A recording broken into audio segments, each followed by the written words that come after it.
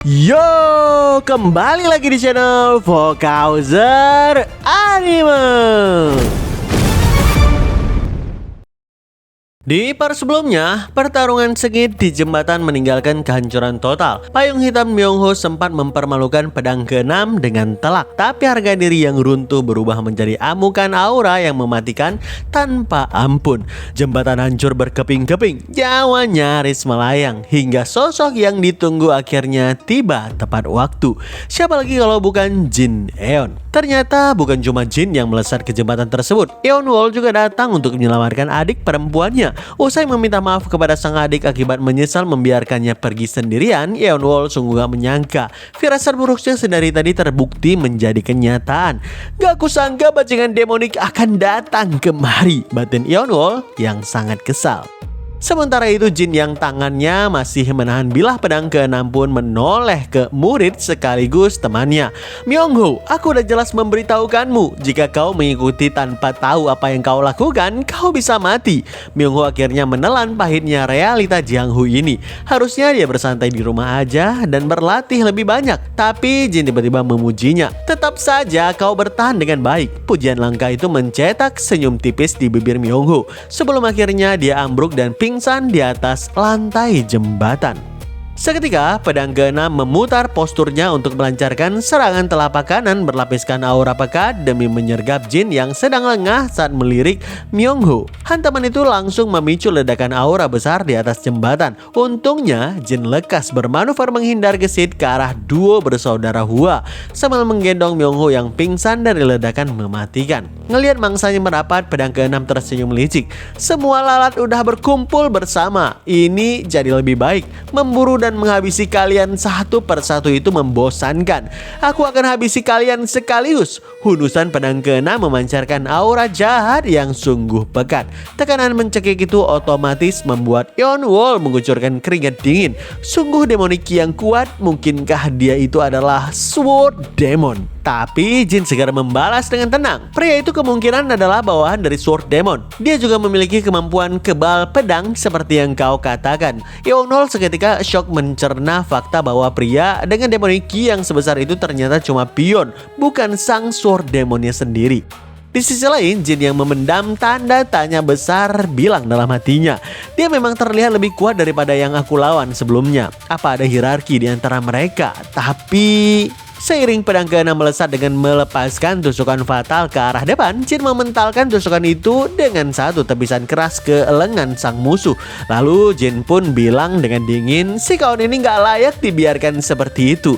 Tanpa ragu sedetik pun, Jin memutar bahunya melancarkan pukulan balasan dari tangan kiri. Hantaman itu mengenai wajah pedang ke-6 secara telak hingga menerbangkan jauh ke belakang. Saat si musuh berusaha bangkit dari hempasan itu, Jin mengejar lebih awal untuk mengerahkan tendangan berputar. Kaki Jin lagi-lagi menghantamkan keras area kepala si kawan, membuat tubuh lawannya terlempar hingga terjebur paksa ke dalam sungai di bawah jembatan.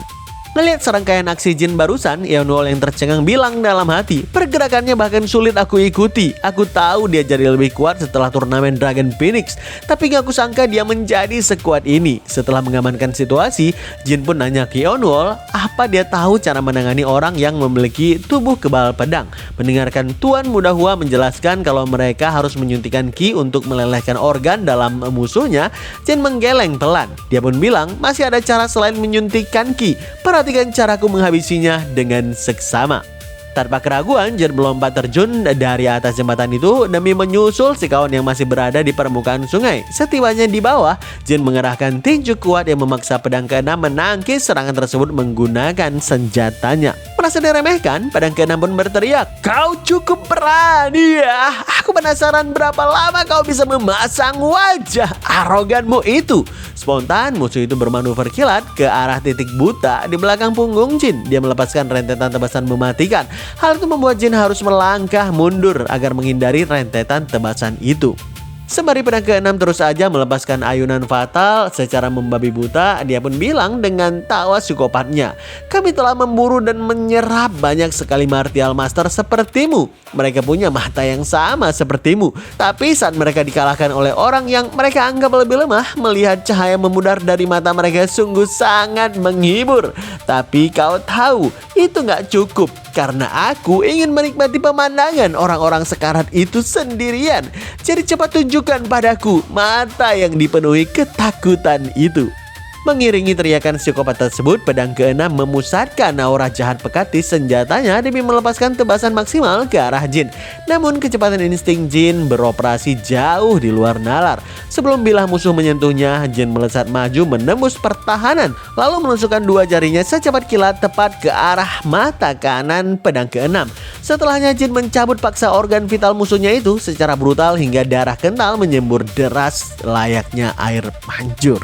Seiring Jin menghancurkan bola mata tersebut di telapak tangannya, pedang keenam menjerit melengging keras sampai memecah keheningan malam itu. Jin yang kemudian menatap tanpa simpati, dia pun bilang dengan kejam, "Mulut sampah demonik harusnya dirobek aja sebelum mulai bertarung." Dengan tubuh yang kebal pedang itu, mata mereka menjadi satu-satunya celah. "Kenapa kau jadi mendadak bisu? Udah lama sekali kau gak melihat darahmu sendiri, bukan?" Merasa syok karena rahasianya terbongkar, pedang keenam memohon panik. Aku menyerah. Kau pasti punya banyak pertanyaan tentang Demonic Path, bukan? Aku akan memberitahukanmu semuanya." Bersama dengan bujukan itu, si pengecut menyiapkan serangan mematikan dari pedang rahasia yang sengaja dia sembunyikan di bawah sungai. Sayangnya, Jin menjawab dengan dingin, "Aku memang punya pertanyaan tentang pemimpinmu, tapi aku gak mau mendengarkannya darimu." Sebelum si bangsa itu sempat mengerahkan serangan curang itu, Jin mencengkeram kepalanya lalu menghunjamkan kepala pedang keenam itu dengan kasar ke bawah permukaan air. Mengabaikan rontaan panik dari korbannya yang bertanya kenapa, Jin mencharge aura petir terang di lengannya terus membenamkan wajah si kawan itu. Menutup perlawanannya, Jin pun berseru dengan lantang, "Alasannya sederhana, aku ingin menghabisimu." Detik itu juga Jin melepaskan energi petir masif ke air yang memicu ledakan pilar listrik raksasa, menyambar terang hingga membumbung tinggi ke udara. Melihat skala energi kehancuran tersebut, Eunwol yang terpaku merespon takjub seolah melihat sang Lightning Emperor turun dari langit. Pada akhirnya, riwayat pedang keenam berakhir tragis, tewas dihitamkan, gak bersisa seperti para penjahat yang pernah Jin ratakan sebelumnya. Setelah genangan air kembali tenang, Jin pun bilang kepada muridnya, "Aku mencoba untuk menghabisinya tanpa menggunakan Lightning Key jika memungkinkan. Myung-ho, kenapa kau mengikutiku dan membuat segalanya jadi lebih buruk?" Selain Jin yang dilanda rasa khawatirnya, Eon Seol yang kini menunduk untuk memangku tubuh Myung-ho juga merasa beban kesedihan yang serupa. Keesokan harinya, Myung-ho yang sekujur fisiknya dibalut perban perlahan siuman di kamar penginapan. Matanya melebar syok saat mendapati wanita pujaannya sedang duduk diam mengawasinya. Lantaran malu tertangkap basah sedang berbaring tanpa memakai atasan, pemuda itu memaksakan diri untuk duduk tegak. Eon Seol spontan panik, lalu langsung menyuruh si kawan malang itu berbaring lagi lantaran organ tubuhnya belum pulih. Mendengarkan omelan itu, gengsi Myung-ho menembus atap. Dia pun sesumbar, "Aku kuat kok, ini gak ada apa-apanya, aku baik-baik aja." Tapi kontras dengan ucapannya itu, dengan wajah merah padam, pria sok tangguh itu malah muntah dan menyemburkan darah kental tanpa henti.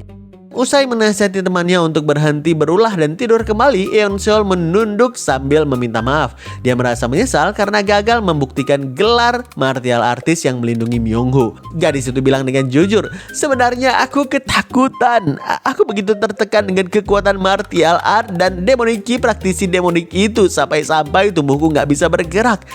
Tapi kamu bertarung sampai akhir untuk menyelamatkanku, Tuan Muda Chul.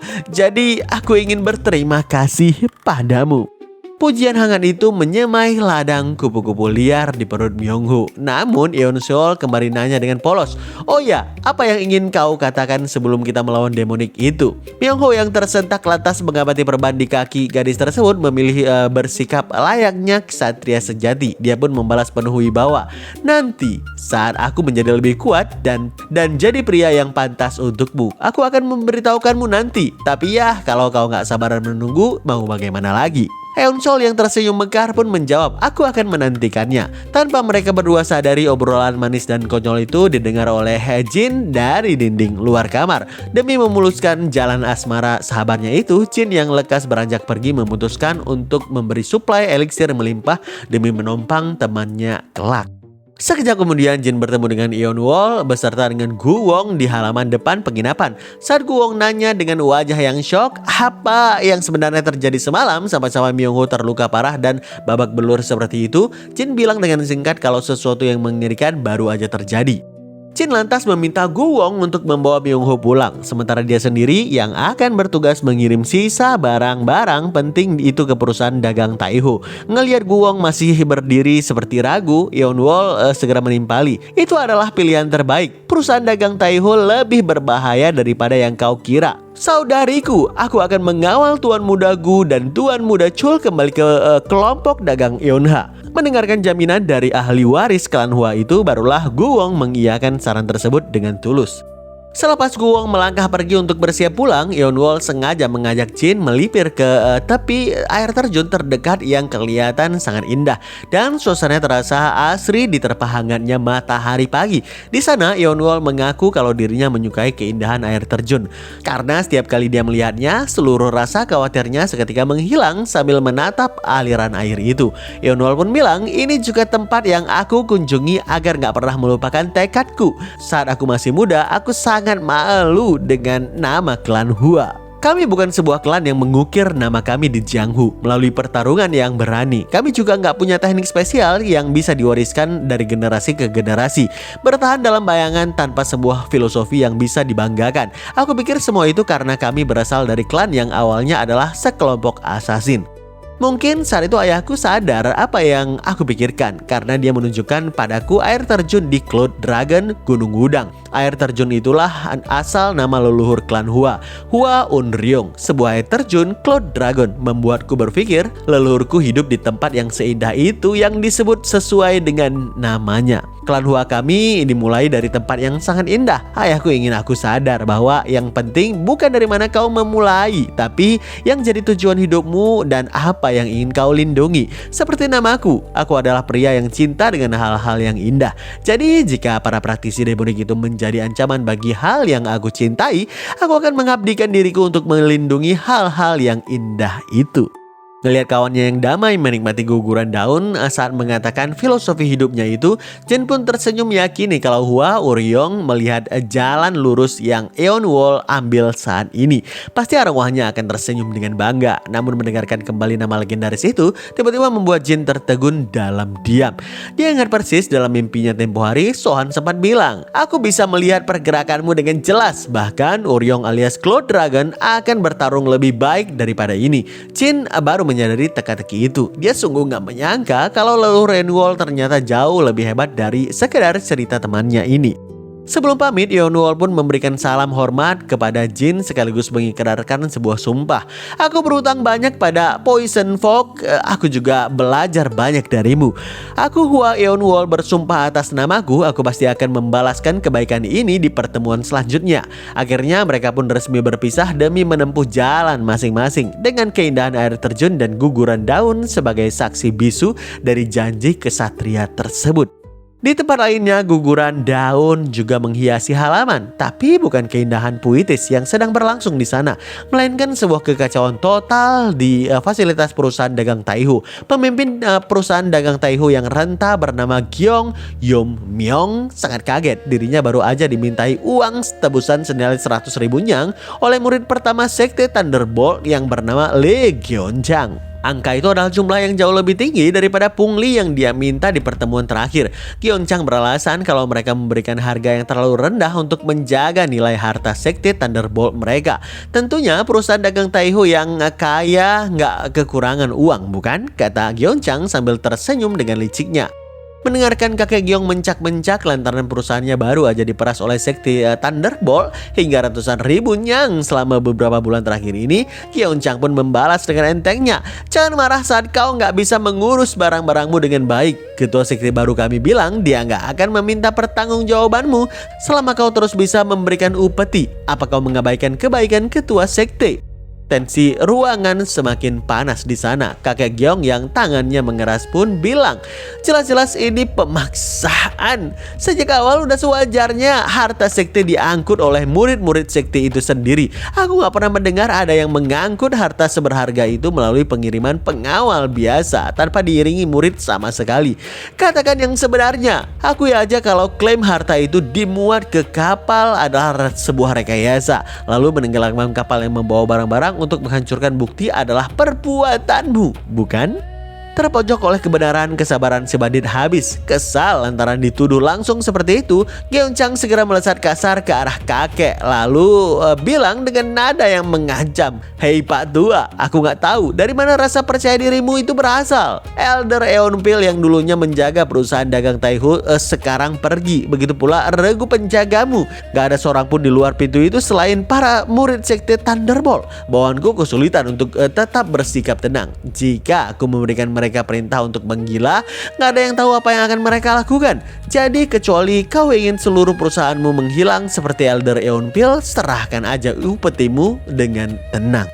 Mendengarkan ancaman keji itu, kakek Gyeong yang kesulitan bernafas menolak untuk menyerah. Kurang ajar, kau bahkan gak berusaha menyembunyikan apapun lagi. Namun di penghujung ucapan yang tertahan itu, tiba-tiba Gyeonchang tersentak kaget. Perhatiannya teralihkan karena mendengarkan suara lengkingan teriakan dari luar ruangan yang bunyinya, "Pancingan, habisi mereka!" Gyeonchang yang memutar lehernya lalu bergumam dengan panik. "Hah? Teriakan? Mungkinkah regu penjaga perusahaan dagang Taihu? Mustahil, aku udah membereskan semua penjaga." Setelahnya Gyeonchang buru-buru menobrak pintu dari dalam ruangan untuk melihat apa yang sebenarnya terjadi di halaman. Spontan mata Gyeonchang terbuka dengan lebarnya saat melihat dengan mata kepalanya sendiri kalau puluhan bawahannya udah tewas berdarah, murni akibat satu orang saja. Siapa lagi tamu maut itu kalau bukan Jin Eon? Ngelihat sosok bandit yang baru aja muncul dari gedung utama, Jin yang berdiri melepaskan tubuh korban terakhirnya dari genggaman, dia pun bilang, "Apa kau ketua dari sampah underworld ini?" Gyeonchang yang murka lantaran harga dirinya dipanggil kotor seperti itu, seketika menarik pedangnya dari punggungnya, lalu berteriak dengan lantang, "Kami bukan underworld, kami adalah unit operasi khusus dari aliansi Murim, Sekte Thunderbolt."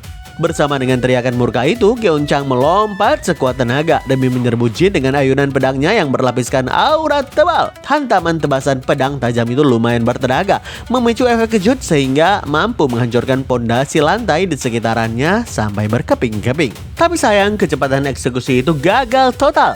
Jin yang murni menangkap tebasan pedang bertenaga itu hanya dengan jepitan dua jarinya pun bilang, bahkan namanya pun hina, seperti sampah underworld. Akhir-akhir ini mencoba meniru faksi ortodok.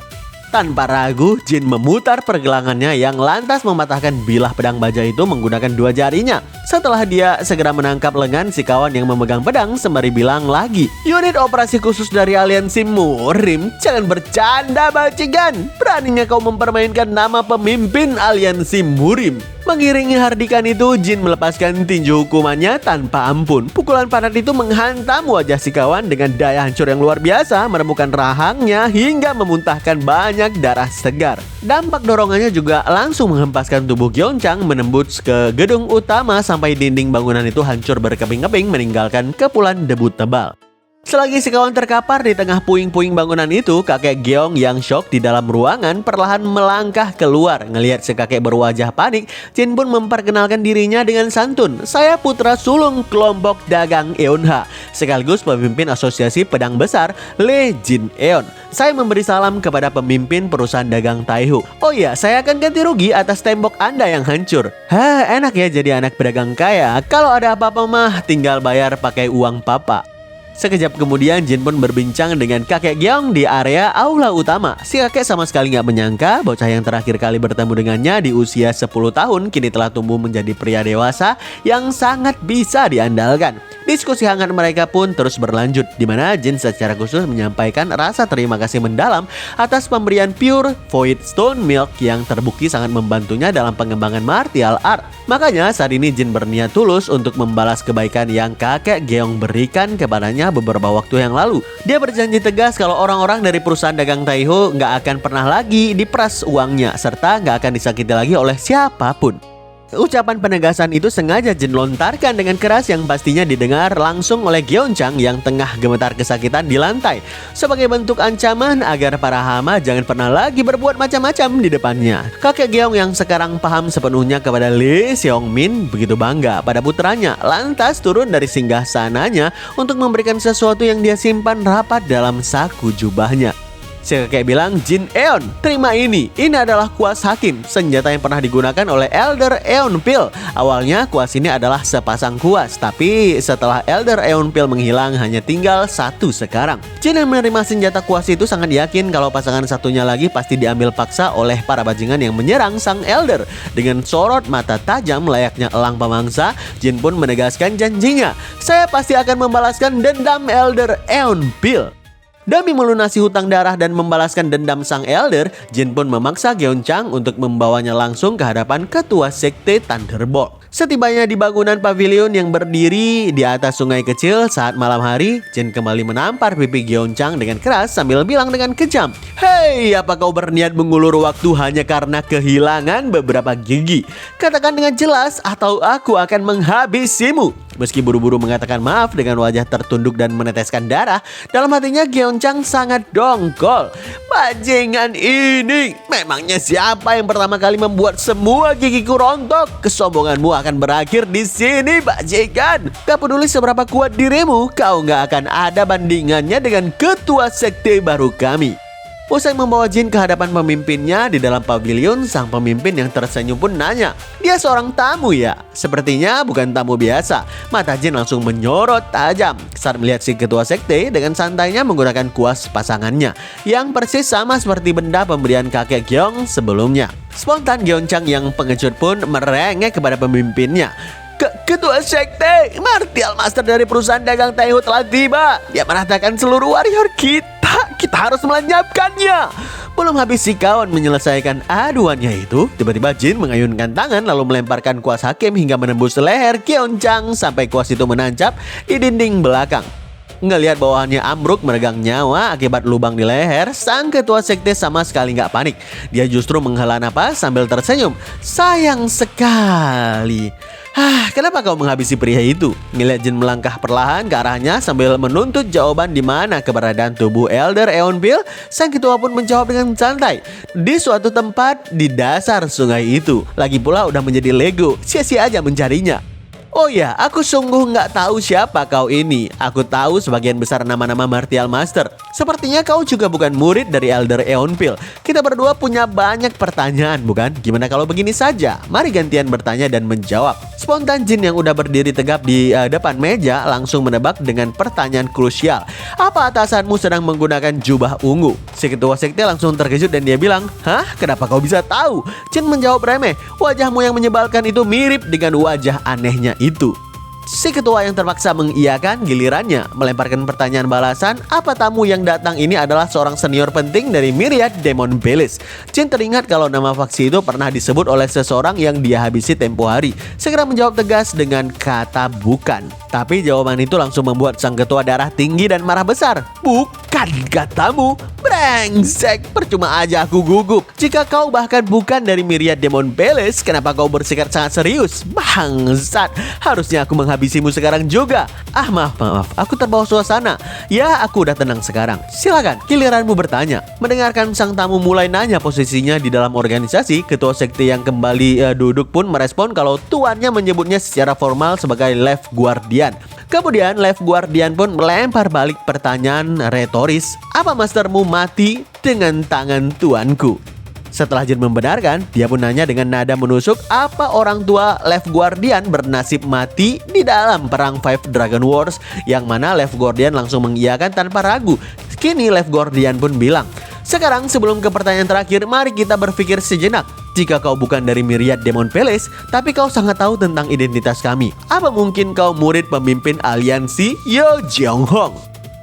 Sepertinya enggak. Semua murid orang tua itu mati di Five Dragon Wars. Lalu murid Green Forest King? Sepertinya juga nggak mungkin karena kami memburu dan menghabisi semua murid Green Forest King. Hah? Kau menggunakan sarung tinju? Sialan, apa kau murid Fish King? Aku sangka Fish King menyembunyikan seorang murid. Tuanku pasti akan terkejut jika mengetahui hal ini. Dengar, jika kau murid Fish King, seharusnya kau mencari 12 Demonic Sword di sisi Sword Demon. Mau aku jelaskan gimana cara dia mati? Pertama, Sword Demon menusuk pedangnya tepat ke dada Fish King. Kemudian 12 Demonic Sword menyusul. Mereka semua menancapkan pedang mereka ke tubuh Fish King, menguras energi core-nya. Waktu itu seolah-olah adalah kompetisi. Jadi sebenarnya nggak ada yang tahu siapa yang sebenarnya menghabisinya. Aku mengagumi pengabdianmu pada mendiang mastermu. Tapi jiwa bajingan Fish King itu mungkin tercabik-cabik. Jadi nggak ada kedamaian setelah kematian yang menunggunya. Left Guardian sama sekali nggak tahu kalau yang berdiri di hadapannya sekarang adalah wujud reinkarnasi murni dari Fish King itu sendiri. Sosok yang sempat menyulitkan petingginya di masa lalu. Meskipun dikata-katai secara langsung begitu, Jin gak membiarkan dirinya meledak seketika dalam amarah bodoh untuk saat ini. Tapi tatapannya sangat tajam saat dia mengatakan, sepertinya gak ada pelayan ataupun buruh di sini. Apa kau menghabisi semua orang di sini dan mengambil tempat ini untuk kalian sendiri? Mendengarkan itu, Left Guardian yang merasa heran perlahan bangkit dari kursinya, lalu membalas pertanyaan yang random dan mendadak. Orang-orang mati saat kau berbisnis. Kau menghabisi orang untuk tujuanmu barusan. Jadi kenapa kau mendadak mengkhawatirkan mereka? Persis Jin bilang kalau dia sama sekali nggak khawatir lantaran dirinya hari ini hanya menghabisi gerombolan hama. Left Guardian yang tersulut emosi langsung menerjang ke depan, mengerahkan tusukan kuas hakim ke arah wajah Jin. Tapi serangan itu mampu Jin hentikan dengan menahan kuat lengan sang musuh. Mendengarkan Jin masih sempat menuntut jawaban sebelum eksekusi dengan menanyakan di mana posisi persis Tuan Left Guardian beserta Sword Demon sekarang, si kawan yang merasa diremehkan sontak mendidih. Dia sengaja menambah tekanan kuas hakim dengan bantuan satu tangannya lagi sembari bilang, sesi tanya jawab udah berakhir, bajingan. Tekanan itu memaksa Jin untuk melepaskan kuncian tangannya sesaat demi menghindari serangan Left Guardian. Manuver itu memberikan Jin celah sempurna sehingga dia bisa melepaskan tinju counter yang langsung menghempaskan tubuh Left Guardian sampai jebol keras menembus dinding ruangan. Sambil melepaskan jubah luarnya, Jin pun bilang mengancam, sebaiknya kau jago menahan siksaan. Aku masih punya banyak pertanyaan untukmu. Left Guardian yang keluar dari puing-puing dinding dalam keadaan urat wajah yang bangkit membalas nyaring. Kau boleh bicara seperti itu jika kau berhasil selamat dari sini. Tanpa ampun sedikit pun, Left Guardian kembali menerjang gila-gilaan dengan kuas hakimnya. Namun semua serangannya yang buas itu mampu Jin tahan dengan gampang. Begitu melihat ada celah terbuka, Jin langsung mengerahkan tinju keras yang menggasak ulu hati Left Guardian tanpa ampun sampai organ musuhnya terguncang dan memuntahkan darah kental. Lalu Jin menangkap lengannya yang memegang kuas hakim, menekan paksa agar kepala musuhnya menunduk ke bawah dan menghajarnya telak dengan tendangan lutut yang sangat keras. Usai terseret beberapa meter ke belakang akibat tumbukan brutal itu, Left Guardian kembali melesat untuk melepaskan tusukan kuas sambil berteriak dengan lantang, "Mati kau!" Memang tusukan itu mampu Jin tahan dengan enteng menggunakan lapisan pelindung sarung tinjunya. Tapi mendadak terjadi keanehan. Tiba-tiba ujung kuas itu meletup percikan api buas yang kontan membuat Jin lumayan terkejut. Sambil melompat mundur ke belakang demi menghindari api ganas itu, Jin membatin waspada dalam hati. Gak kusangka dia mensuntikan fire key ke dalam kuas hakim. Itu mungkin bisa menembus sarung tangan ini. Karena potensi bahaya itu, Jin segera mengubah taktiknya. Dia pun mengaktifkan skill Invisible Grabs, sebuah jurus telekinesis tak kasat mata yang langsung menarik kuas hakim di dinding untuk kembali terbang ke tangannya. Sedetik berselang, dua kekuatan dahsyat bertabrakan. Terjadilah benturan kuas hakim berlapiskan api menyala dengan senjata pasangannya yang berlapiskan petir murni. Benturan ekstrim itu memicu ledakan gelombang energi maha dahsyat yang langsung meratakan rumah di atas sungai tersebut sampai hangus terbakar gak bersisa. Kini Left Guardian yang menyalakan api di kedua telapak tangannya pun bilang, "Sialan, aku suka gedung ini, tapi kau malah membakar semuanya." Jin menatap dingin kobaran api dari musuh lantas membalas, "Udah kuduga, itu bukan api biasa. Gak kusangka itu adalah Firewell Demon Emperor Martial Art." Left Guardian yang seluruh tubuhnya kini dilapisi api panas, dia pun tersenyum lalu memprovokasi, "Oh, jadi kau tahu martial artku? Karena kita membahas ini, apa kau gak penasaran? Antara martial art Firewell Demon Emperor dan Fist King, mana yang lebih kuat?" Jin pun segera mengaktifkan mode petirnya sehingga seluruh helaian rambutnya memutih seketika. Setelahnya dia pun merespon, "Itu semua udah jelas, pemenangnya adalah yang lebih kuat." Seketika Left Guardian mengibaskan tangan apinya untuk melontarkan lidah api panas yang merambat cepat di permukaan jembatan kayu. Usai menghindari sambaran lidah api itu dengan side step yang gesit, Jin langsung melesat maju dengan burst step lightning untuk memperpendek jarak dengan musuh. Ketika persis berada di depan target, Jin melepaskan tinju petir dengan begitu ganas yang langsung membuat sang musuh menjerit kesakitan. Tapi sedetik berselang justru Jin yang tersentak kaget. Secara mengejutkan, lengannya berhasil ditangkap dan dikunci rapat oleh kedua tangan api Left Guardian. Meski siasat gila itu mengharuskan dirinya memuntahkan banyak darah akibat membiarkan secara sukarela tubuhnya terkena pukulan telak Jin barusan, ngelihat kegilaan itu Jin pun melepaskan tendangan tinggi ke arah kepala sang musuh sehingga Left Guardian terhempas keras dan membentur puing bangunan. Berkat manuver itu, Jin pun selamat dari cengkeraman kedua tangan api lawan. Hebatnya, Left Guardian masih bisa bangkit dalam keadaan tubuh yang tertatih dan dia pun bilang, "Sayang sekali, padahal aku berencana melelehkanmu sepenuhnya." Ngelihat sang musuh masih sanggup mengaktifkan elemen api dari tangannya, Jin yang lengan kanannya sedikit terbakar pun membatin. Crimson Hand Art asli yang seperti telah dipanaskan dalam besi cair.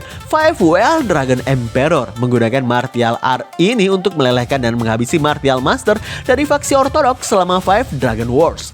Seketika Left Guardian kembali melesat sekuat tenaga sambil berteriak dengan lantang, "Coba hindari ini!" Tanpa ampun sedikit pun, si kawan melepaskan cakar api secara membabi buta yang memaksa Jin harus terus menghindar. Namun begitu si kawan melepaskan dua cakar beruntun sekaligus, Jin berhasil menangkap kedua pergelangan tangannya, lantas mengunci sendinya untuk menghentikan serangan.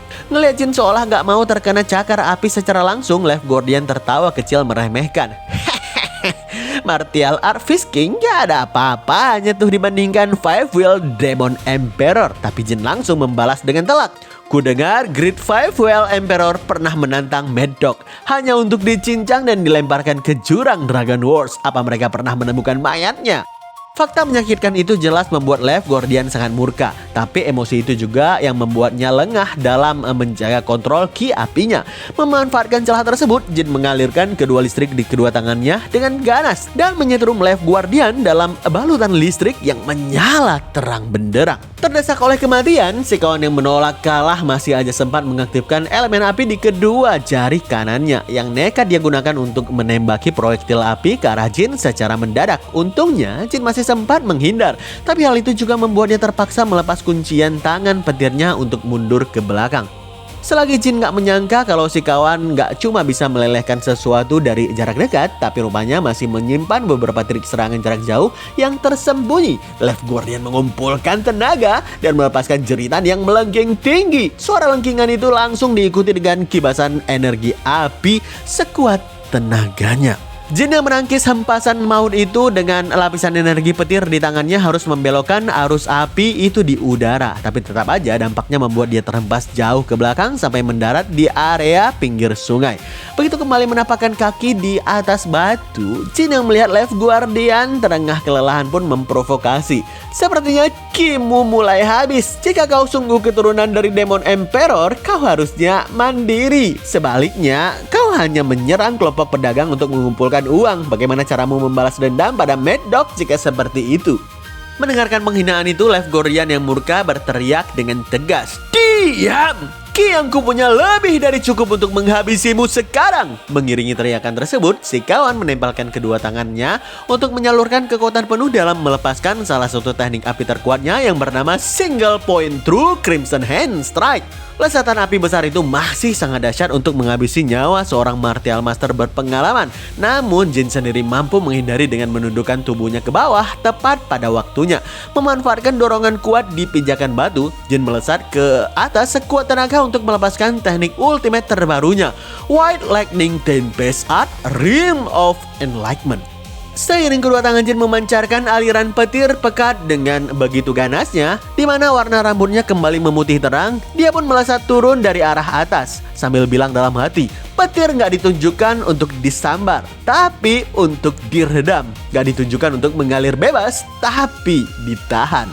Ngeliat Jin berada di posisi yang menguntungkan di udara, sontak Clef Guardian membentuk formasi pertahanan api dengan kedua tangannya. Namun, usaha kali ini dipastikan akan sia-sia belaka karena Jin melepaskan lemparan petir full power yang membentuk tombak raksasa.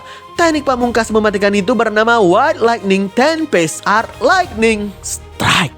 Petir pekat itu melontar di tangan Jin dengan tempo yang begitu cepat, menghantam Left Guardian dengan skala kerusakan yang luar biasa dahsyat, hingga efek ledakan energi petirnya merambat ganas, menyambar air di sekitarnya juga. Tapi Jin yang kemudian mendarat ke area sisa jembatan terdekat malah terlihat kecewa dengan hasilnya. Dia bilang, ini pertama kalinya aku menggunakan teknik ini, jadi aku masih belum terbiasa. Harusnya aku mengincar kakinya. Di sini terlihat kalau hanya organ tangan Left Guardian yang hancur, sementara sisa orangnya melarikan diri kabur secepat mungkin dari lokasi tersebut, masuk menyelinap ke dalam hutan. Sambil membakar ujung luka bahu kirinya yang terputus agar pendaharannya segera kering, Left Guardian yang berlari dengan kesal pun bilang dalam hati, brengsek, gak aku sangka murid Fish King sekuat ini.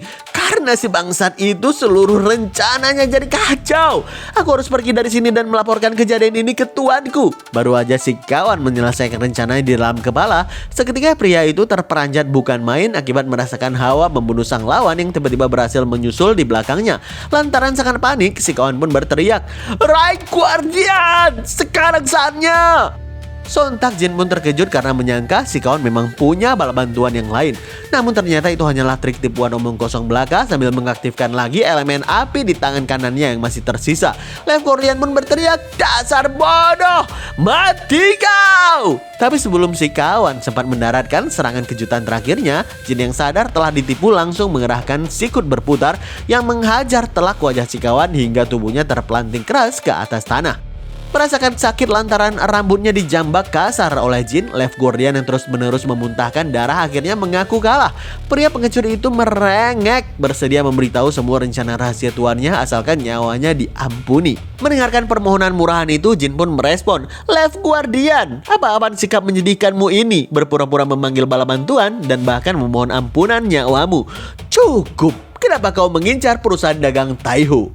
Tertekan oleh aura membunuh, Left Guardian bercerita kalau kelompoknya mengincar perusahaan dagang Taiho murni karena organisasinya membutuhkan banyak uang. Ngeliat Jin meremas rambutnya karena sama sekali nggak yakin, si kawan yang ketakutan lantas beralasan kalau mereka harus menyiapkan banyak hadiah berharga, terutama karena dalam waktu dekat akan ada penjamuan besar. Tapi jawaban tersebut sama sekali nggak mampu memuaskan Jin. Alhasil, dia menjambak rambut si kawan jauh lebih keras dan sontak membuat dia semakin menjerit nyaring. Jin mengancam, Hei brengsek, kau mau main-main? Bicara dengan benar sebelum aku membakar mulutmu sepenuhnya. Persis saat Left Guardian berjanji akan menyuarakan rahasia dengan kejujuran, kali ini tiba-tiba lesatan aura demonik yang amat ganas melesat lurus ke arah Jin hingga memicu ledakan yang cukup besar di tengah-tengah hutan tersebut. Ngelihat sosok yang akhirnya datang menyelamatkan nyawanya, Left Guardian pun tertawa.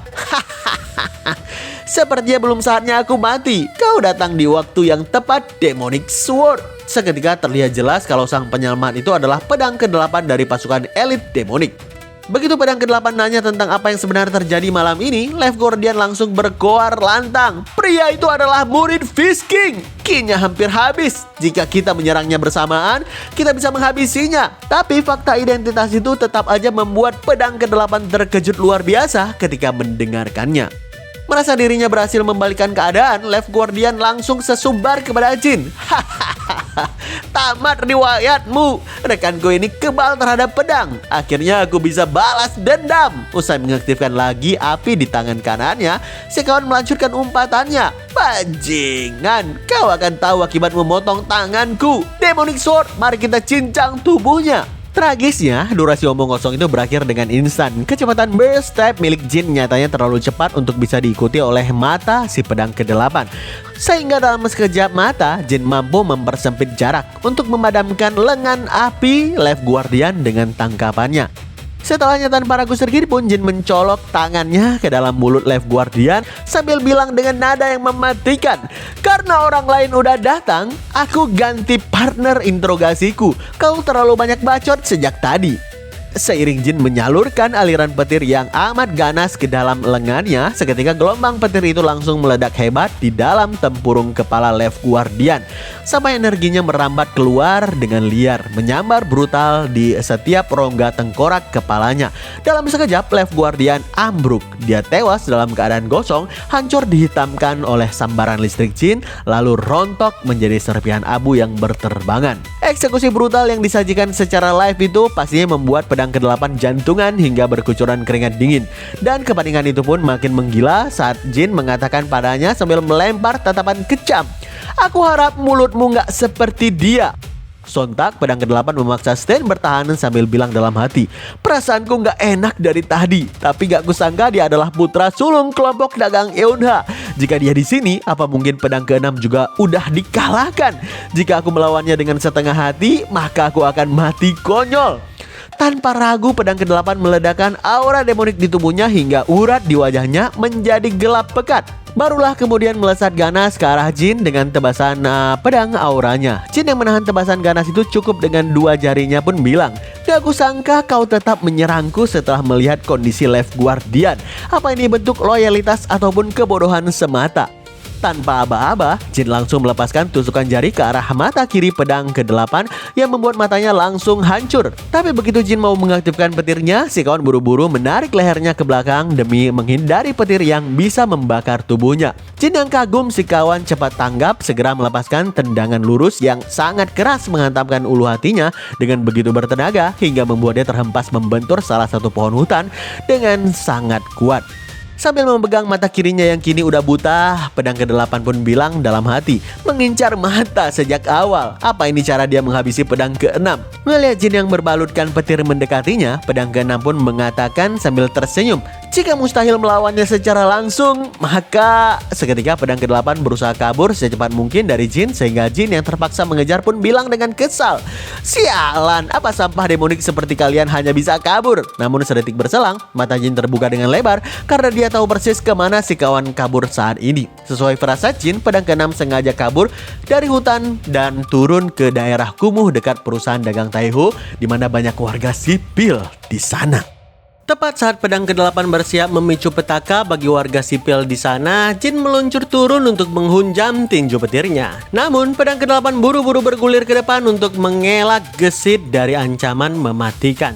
Tanpa jeda, musuh keji itu merampas seorang bocah dari dekapan ayahnya, lantas melemparkan tubuh kecil itu ke arah Jin. Saat Jin bergerak cepat untuk menangkap sang ayah, pedang ke-8 memanfaatkan celah ini. Ia mengayunkan tebasan aura yang langsung memicu ledakan dahsyat di penjuru desa. Menyaksikan Jin menahan gempuran demi merengkuh bocah tersebut, pedang ke-8 pun bilang, "Udah kuduga, nggak peduli segila apa dirimu itu. Selagi kau berasal dari faksi ortodok, kau nggak akan berani menggunakan lightning ki-mu sembari melindungi sampah yang nggak punya ki itu." Bajingan itu tertawa meremehkan melihat Jin merelakan tangannya terluka demi melindungi bocah yang dia anggap sampah itu. Seketika ayah sang anak yang emosi nekat menerjang, berniat menghantam tengkuk pedang ke-8 menggunakan sebongkah batu. Namun gerakannya terlalu gampang terbaca. Musuh bengis itu mencengkram wajah pria malang tersebut dengan kuat yang lantas memicu kepanikan di antara warga sekitar. Tanpa ragu, ia menekan paksa kepala sang ayah yang menempel di tanah sambil bilang dengan kejam, "Sebaiknya kau diam. Jika kau mencoba sesuatu, aku akan menghabisinya." "Ayah!" merespon isak tangis pilu dari si anak. Jin menepuk lembut kepalanya sambil bilang, "Ayahmu nggak akan mati." Sorot mata Jin menggelap. Ia pun melangkah tenang ke arah pedang ke-8, membiarkan percikan petir berderak ganas di tangan kirinya. Melihat pijar mematikan itu, musuh langsung menempelkan bilah pedangnya ke leher sang ayah sambil bilang, "Bajingan, kau berniat membakar semua orang menjadi debu." Jin menjawab dengan tegas, "Jangan khawatir, aku hanya membakar sampah." Tepat di penghujung ucapan dingin tersebut, Jin mengeksekusi serangannya dan menembakkan White Lightning 10 PSR Minor Lightning Strike. Kilatan petir berskala kecil itu melesat membelah udara dengan kecepatan tak kasat mata, menyambar buas lalu menusuk mata kanan pedang ke-8 secara fatal. Darah pun muncrat seiring musuh itu meraung murka akibat kehilangan kedua matanya. Tanpa jeda sedikit pun Jin mengaktifkan Burst Step, memangkas jarak secara instan untuk menghajar lawannya tanpa ampun sambil berteriak, "Kau udah sangat keterlaluan." Tinju petir yang menyala beringas dari Jin akhirnya menggasak tubuh pedang ke-8 dengan kekuatan penghancur yang sangat dahsyat. Gempuran brutal itu memicu ledakan petir yang besar pula, hingga membuat si kawan terperosok pingsan ke dalam kawah ledakan. Ngeliat si anak dan sang ayah saling berpelukan dengan tangis kelegaan, Jin yang mematikan mode petirnya bilang kepada pedang ke-8, "Jangan harap kau mati dengan tenang." Gak berselang lama, Jin sengaja bermain perahu di tengah danau saat malam guna menyiksa pedang ke-8 yang kini dirantai erat di bawah air. Begitu tubuh lemas si kawan ditarik paksa hingga bangkit ke atas permukaan, Jin pun bilang dengan nada yang remeh, "Kau pikir aku akan membiarkanmu begitu saja saat kau berpura-pura mati menggunakan teknik Breathless Corpse?" Si kawan yang paru-parunya hampir kehabisan napas membalas dengan sengit, "Keparat, kau gak akan mendapatkan apapun meski menyiksaku." Jin merespon dengan sinis, Ya, aku tahu itu. Melihat loyalitasmu, aku ragu kau akan mengatakan sesuatu. Aku hanya melakukan ini karena kau membuatku merasa sangat jijik. Jika kau mau mati, ya mati sendirian. Beraninya kau menyeret orang biasa, bukan seorang martial artis, ke dalam pertempuran. Mendengarkan si kawan masih aja berani membantah, Jin menariknya kasar dari dalam air, kemudian menusuk bilah tajam pedang milik si kawan sendiri sampai menancap kuat menembus kepalanya. Saat Jin mengangkat gagang pedang itu tinggi ke atas sehingga tubuh si kawan bergelantungan menggenaskan di ujung mata pisau. Jin menyuruhnya agar jangan bicara lagi. Tapi si kawan dengan darah yang mengucur dari kepalanya masih aja mengoceh fanatik. Itu karena kalian para sampah faksi ortodok terlalu keras kepala hingga kalian kalah. Era pengambilan keputusan melalui perang besar seperti Five Dragon Wars telah berakhir. Saatnya pertarungan antara yang terkuat. Perang udah dimulai sejak lama, sementara kalian masih terlena dalam kedamaian. Kami sejak lama memburu orang kuat dengan cara apapun. Bahkan saat ini, martial master dari faksi ortodok mati satu persatu. Pada akhirnya, pemenangnya adalah faksi demonik. Mendengarkan bualan provokatif itu, Jin kembali mengaktifkan petir di tangannya sambil merespon santai penuh ancaman. Pertarungan antara terkuat ya. Seperti yang aku inginkan. Mulai sekarang, kalian adalah mangsanya. Aku akan mencari dan menghabisi kalian semua. Tanpa ampun sedikit pun Jin mengalirkan arus petir mematikan yang merayapi pedang tersebut, sehingga si kawan yang bergelantungan akibat tancapan bilah di kepalanya itu merasakan sengatan listrik yang luar biasa menyiksa otak. Saking kuatnya sengatan ekstrim tersebut, pedang baja si kawan sampai hancur berkeping-keping, menyusul raganya yang akhirnya tewas dan tenggelam gak berdaya ke dasar danau. Begitu si kawan kehilangan nyawa, seketika gumpalan aura pekat terlepas membumbung spiral menembus udara malam. Menyaksikan anomali itu, Jin pun bilang dengan geram, "Apa itu ratapan jiwa-jiwa yang terperangkap di dalam demonic sword? Dasar, berapa banyak orang yang kau habisi?" Siapa sangka aura spiral tersebut diamati dari kejauhan oleh sekelompok wanita misterius berbaju putih di atas kapal. Menyadari pertanda tersebut, salah satu dari mereka pun bilang, "Kau mendengarkan ratapan jiwa-jiwa gak jauh dari sini. Semuanya bersiap untuk berperang. Musuh kita adalah faksi demonik. Gak ada alasan membiarkannya hidup. Habisi mereka saat itu juga." Sementara itu, Jin masih berdiri termenung di atas perahu kayunya. Ia menatap sisa patahan pedang milik musuhnya dengan kecewa, karena pada akhirnya gak ada satupun informasi berguna yang dia dapatkan. Mengingat kembali ucapan terakhir dari Life Guardian sebelum dia tewas, Jin jujur merasa sangat penasaran untuk siapa sebenarnya hadiah besar yang akan disiapkan dalam penjamuan yang dimaksud itu. Namun, lamunan Jin tiba-tiba tersentak. Perahu kecilnya mendadak dikepung oleh kapal raksasa. Belum selesai rasa herannya, sekumpulan pasukan wanita berseragam serba putih tampak berbaris di atas geladak, menatapnya tajam dengan sorot mata yang dingin. Melihat pria di atas perahu memegang gagang pedang berplakat nomor 8, pemimpin regu wanita di atas kapal pun bilang, "Das Dasar sampah demonik, habis video. Tanpa memberikan kesempatan berbicara, seketika barisan pasukan wanita putih itu menerjang dari atas kapal mereka. Mereka melancarkan serangan cambuk mematikan yang langsung menghancurkan perahu kecil tempat Jin berpijak. Beruntung, Jin meresponnya dengan tangkas. Ia mendorong bangkai perahu yang mulai tenggelam itu sebagai pijakan untuk melompat ke atas geladak kapal besar mereka. Dengan sekujur tubuh basah kuyup akibat cipratan air, Jin pun memprotes, "Sepertinya ada salah paham di sini. Aku bukan praktisi demonik." Namun sang pemimpin regu justru membalas dengan sengit, "Diam! Demonic Sword itu udah menunjukkan identitasmu." Mendengarkan tuduhan itu, Jin sedikit menyesal karena dirinya nggak membuang senjata milik pedang ke-8 tersebut dari awal.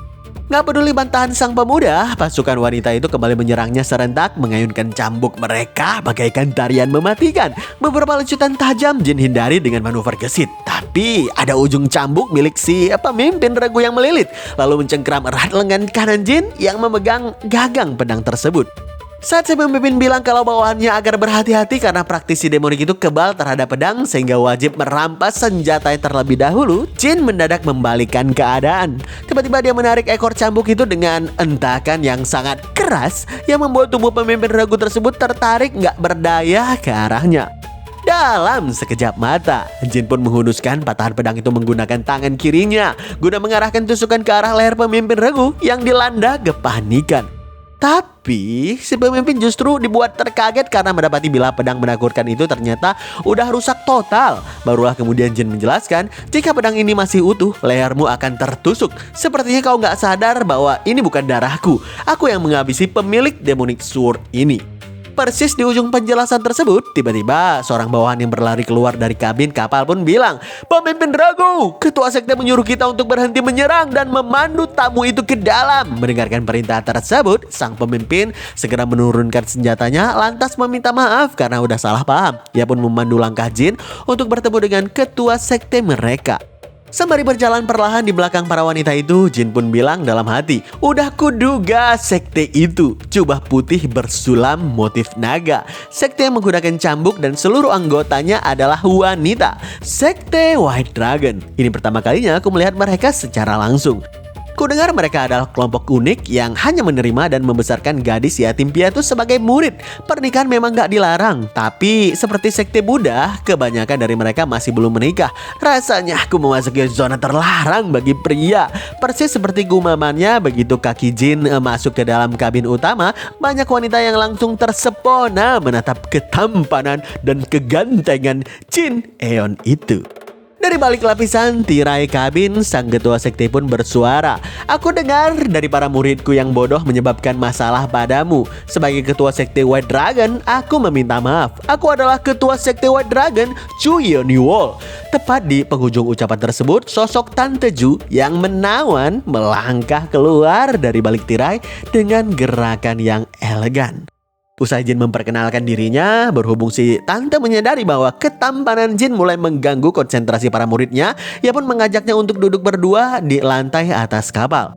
Dari sekedar melihat penampilan Tante Ju, Jin merasa bahwa si tante ini memang layak menyandang gelar martial master terkuat di antara para wanita. Postur tubuhnya fleksibel, memancarkan teknik dalam yang stabil. Terlihat jelas dedikasi yang ia lakukan untuk menguasai senjata cambuk tersebut. Seakan senjatanya adalah bagian dari tubuhnya sendiri. Saking penasaran, sempat-sempatnya Jin nanya dalam hati kira-kira siapa yang akan menang seandainya si tante bertarung melawan nona baik.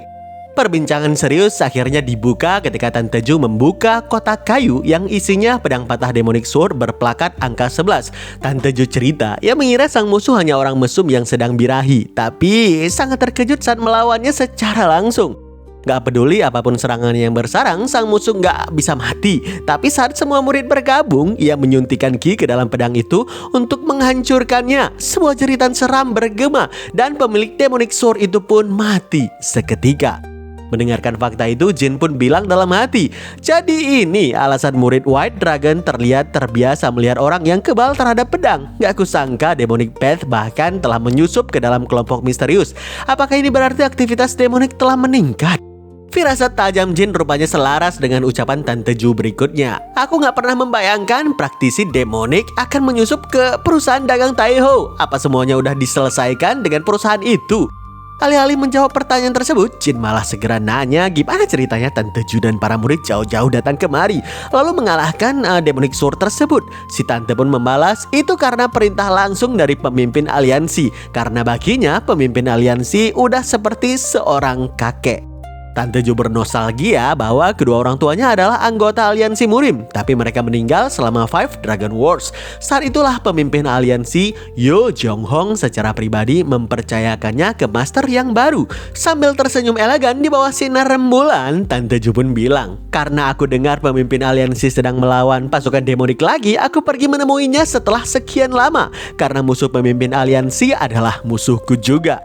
Ucapan tulus tersebut membuat Jin tertegun sejenak. Ia paham kalau luka batin dari Five Dragon Wars juga membekas di benak Tante Ju. Situasi ini sama seperti tragedi Left Guardian. Dalam hatinya Jin bilang, keduanya ya tim piatu, tapi yang satu dibesarkan di faksi ortodoks, sedangkan yang lainnya dibesarkan di demonic path. Jika perang terjadi lagi, hal seperti ini akan terjadi tanpa henti. Jin yang menghela napas panjang ke arah bulan memohon pada Tante Ju agar menyampaikan salamnya kepada pemimpin aliansi. Intinya juniornya dari kelompok dagang Eunha juga sedang bekerja keras. Nggak lupa Jin juga memohon kepada Tante Ju yang berusaha menggodanya. Ada satu hal yang harus pemimpin aliansi tahu terkait faksi demonik. Aku baru tahu hal ini setelah menghabisi 3 orang demonic sword yang kebal pedang itu. Seiring Tante Ju kaget mendengarkan Jin mampu mengalahkan 3 orang sekaligus, Jin pun melanjutkan. Aku juga udah menghabisi orang yang menyebut dirinya Left Guardian. Demonic Sword dan juga Left Guardian berasal dari faksi demonik yang berbeda. Tapi sepertinya mereka bekerja sama. Jika kita menghubungkan kejadian akhir-akhir ini, faksi demonik bukan bersiap untuk perang besar-besaran seperti Five Dragon Wars. Mereka berpencar untuk mengumpulkan dana dan menghabisi Martial Master.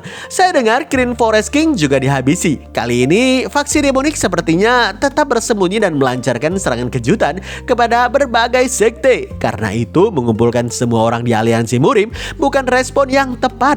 Mereka mungkin menargetkan pemimpin aliansi. Jadi tolong pastikan untuk sampaikan ini. Tentu saja jika perang skala besar terjadi, saya akan turun tangan. Tante Ju mengiyakan permohonan itu dengan senyuman menawannya. Dan tiba-tiba seorang bawahan pun melaporkan kalau kapal mereka udah dekat dengan perusahaan dagang Taiho. Sadar kalau Jin harus segera pergi, Tante Ju pun nanya di mana sekte Jin berasal. Mendengarkan Jin bilang kalau dia dari sekte Oreo, Tante Ju pun mengantarkan pemuda itu ke dermaga menebak kalau Jin adalah murid sang Fish King yang telah tiada. Sambil terus menatap Jin, dalam hatinya Tante Ju bilang, apa martial art sekte Oreo itu berbasis elemen petir? Karena itu ekstrim yang martial art ada batasan yang pasti tanpa adanya kesempatan yang diberikan oleh surga. Karena dia bisa mengalahkan 3 demonic sword yang kebal terhadap pedang di usia semuda ini, dia pasti sangat berbakat. Sayang sekali jika perkembangannya berhenti sampai di sini. Makanya Tante Ju pun bilang ke Jin, aku ingin memperkenalkanmu pada senior di Jianghu. Bagaimana? Tapi dia sangat temperamen. Jadi aku hanya bisa memperkenalkan kalian. Bisa jadi kau mungkin akan ditolak begitu tiba di depan pintunya. Saat Jin nanya siapa orang yang dimaksud itu, Tante Ju menyebutkan bahwa semua gelar nyentrik orang tersebut dia adalah Raja Kepicikan, Dewa Keras Kepala, sekaligus ahli yang gak masuk akal. Mendengarkan julukan itu, Jin pun langsung tersenyum karena dia langsung tahu sosok fenomenal itu adalah Mad God yang pernah mengalahkan Five Well Emperor dengan mudah. Gak berselang lama, Jin pun menghadiri upacara pemakaman Elder Eonbil di perusahaan dagang Taiho. Jin yang ikut memakai pakaian ritual putih seperti para hadirin lain pun bilang dalam hati, sepertinya para bajingan itu gak muncul. Kupikir mereka akan penasaran siapa yang menghabisi bawahan mereka sehingga setidaknya mereka akan muncul sekali. Di tengah prosesi, tiba-tiba Jin dihampiri oleh kakek Gyeong yang menyampaikan terima kasihnya karena sang pemuda udah membantu proses pemakaman. Ia merasa lega, Elder Eonpil kini bisa menutup mata dengan tenang. Jin membalas dengan hormat, saya hanya melakukan hal yang perlu dilakukan. Karena saya adalah tetua angkat, saya telah menyebar rumor bahwa saya menghancurkan sekte Thunderbolt. Jadi perusahaan dagang Taiho akan aman untuk sementara waktu. Saya juga ingin mengembalikan kuas hakim yang Anda pinjamkan. Kuas hakim yang dicuri musuh udah rusak saat kami bertarung dan nggak bisa diperbaiki lagi. Sebenarnya saya ingin mengembalikan kuas itu juga, maafkan saya. Kakek Gyeong menolak pengembalian itu. Dia malah meminta Jin agar lanjut menyimpannya aja. Pria itu yakin bahwa Elder Eunpil akan senang jika warisannya digunakan oleh Jin yang sangat luar biasa bisa diandalkan. Saat kakek Gyeong ingin memberikan hadiah uang imbalan yang sangat banyak, Jin malah merendah sambil bilang, "Gimana jika uang itu untuk orang lain aja daripada saya? Ada desa di dekat perusahaan dagang Taihu. Desa mereka baru aja mengalami kerusakan. Bagaimana jika Anda menggunakan uang itu untuk menolong orang-orang yang berada di sana?" Mendengarkan hal itu, kakek Gyeong tersenyum takjub dalam hatinya. Bahkan aku sendiri terlalu sibuk untuk bertahan hidup sampai nggak sempat memperhatikan hal itu. Kau sungguh luar biasa, Jin Eon. Namun, selagi keduanya lanjut berbincang intens terkait perbaikan desa tersebut, bayangan gelap mulai mengintai. Ternyata di antara rombongan tamu baju putih yang hendak pulang, ada pengintai yang mengawasi Jin. Mendengarkan seorang bawahan yakin kalau target yang mereka incar sedang bicara dengan pemimpin perusahaan dagang Taihu, sang pemimpin pengintai bilang kalau kekuatan mereka saat ini nggak akan cukup. Jadi dia menginstruksikan bawahannya untuk ikut aja jejak target untuk saat ini. Selain itu, mereka wajib meminta bantuan eksekusi pada tuan mereka. Setelah menyelesaikan seluruh ritual pemakaman Elder Eunpil, Jin yang pamit dari perusahaan dagang Taihu berjalan menyusuri rute menuju ke Gunung Cheongyak. Langkahnya ini mengikuti arahan Tante Ju sebelumnya jika ia ingin bertemu dengan Mad God. Waktu itu Tante Ju pernah bilang kalau dia nggak tahu lokasi pastinya, tapi dia yakin warrior tangguh seperti Jin harusnya bisa menemukan Mad God dengan cepat. Usai menyusuri jalanan cukup lama hingga sore hari, Jin yang memesan makanan di penginapan terpencil lembah gunung nanya pada pelayan di sana.